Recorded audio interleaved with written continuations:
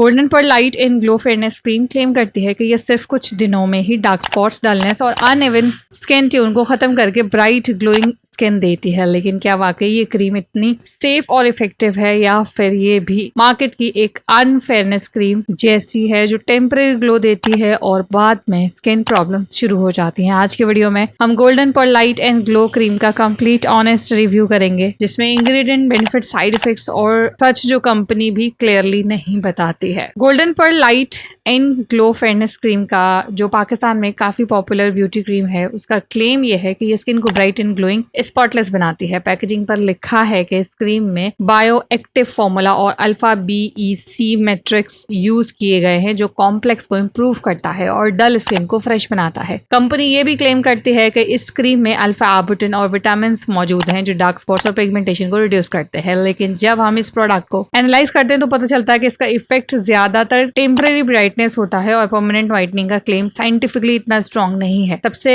पहले important ingredient जो mention किया गया है वो है अल्फा आर्बुटिन। अल्फा आर्बुटिन एक well non skin brightening ingredient है जो मेलानिन प्रोडक्शन को स्लो करता है जिसकी वजह से डार्क स्पॉट्स और पिगमेंटेशन धीरे धीरे लाइट हो सकते हैं। इसका फायदा ये है कि ये हाइड्रोक्विनोन जैसे कंपैरेटिवली माइल्ड और सेफर माना जाता है, इसलिए डार्क स्पॉट्स ट्रीटमेंट प्रोडक्ट्स में यूज होता है। लेकिन अगर किसी क्रीम में अल्फा आर्बुटिन की कॉन्सेंट्रेशन कम हो और रिजल्ट भी बहुत स्लो या नोटिसेबल नहीं होता, सेंसिटिव स्किन वालों में कभी कभी इरिटेशन भी हो सकती है अगर प्रोडक्ट में दूसरे इरिटेटिंग केमिकल्स भी मौजूद हों। इस क्रीम का दूसरा इंपॉर्टेंट कंपोनेंट विटामिन B3 यानी नियासिनामाइड होता है जो स्किन केयर में काफी बेनिफिशियल माना जाता है। नियासिनामाइड का काम स्किन बैरियर को स्ट्रॉन्ग करना, ऑयल प्रोडक्शन को बैलेंस करना और अनइवन स्किन को इम्प्रूव करना होता है। ये एक्ने मार्क्स और पिगमेंटेशन को भी धीरे धीरे रिड्यूस कर सकती है। लेकिन अगर प्रोडक्ट फॉर्मुलेशन हैवी हो या पोर्स ब्लॉक करे तो ऑयली स्किन वालों में पिंपल्स का रिस्क भी बढ़ सकता है। इस क्रीम में विटामिन C भी मेंशन किया गया है जो एंटीऑक्सीडेंट होता है और स्किन को एनवायरमेंटल डैमेज से प्रोटेक्ट करता है। विटामिन C कोलेजन प्रोडक्शन को सपोर्ट करता है, स्किन को फ्रेश और ग्लोइंग बनाने में हेल्प करता है। लेकिन कॉस्मेटिक क्रीम्स में विटामिन C का इफेक्ट तभी अच्छा होता है जब उसकी स्टेबिलिटी मेंटेन हो, वरना पैकेजिंग और स्टोरेज की वजह से विटामिन ऑक्सीडाइज होकर वीक हो जाता है और फिर एक्सपेक्टेड रिजल्ट नहीं देता। इस प्रोडक्ट में विटामिन E भी ऐड किया गया है जो एक मॉइस्चराइजिंग इंग्रेडिएंट है जिसमें एंटीऑक्सीडेंट भी मिलता है। विटामिन E स्किन को सॉफ्ट और हाइड्रेटेड रखता है और ड्राइनेस को रिड्यूस करता है। लेकिन ऑयली और एक्नी प्रोन स्किन वालों के लिए ज्यादा हैवी क्रीम्स कभी कभी पोर्स क्लॉग कर सकती हैं जिसकी वजह से व्हाइट हेड्स या पिंपल्स हो सकते हैं। पैकेजिंग पर यह भी मेंशन है कि क्रीम में SPF 30 प्रोटेक्शन दी गई है जो थियोरिकली स्किन को UVA और UVB रेज से बचाने में हेल्प करती है। लेकिन एक्सपर्ट्स के मुताबिक SPF वाली क्रीम्स तभी इफेक्टिव हैं जब प्रॉपर सनस्क्रीन क्वांटिटी लगाई जाए। अगर कोई क्रीम थोड़ी सी क्वांटिटी में लगाई जाए तो SPF प्रोटेक्शन भी लिमिटेड हो जाती है, इसलिए सनस्क्रीन का रिप्लेसमेंट नहीं माना जाता। अब बात करते हैं रियल बेनिफिट्स की। अगर कोई नॉर्मल या स्लाइटली ड्राई स्किन वाले पर्सन इस क्रीम को यूज करते हैं तो उसे थोड़ा इंस्टेंट ब्राइटनेस और स्मूथ लुक मिल सकता है। क्रीम स्किन को मॉइस्चराइज करती है जिससे फेस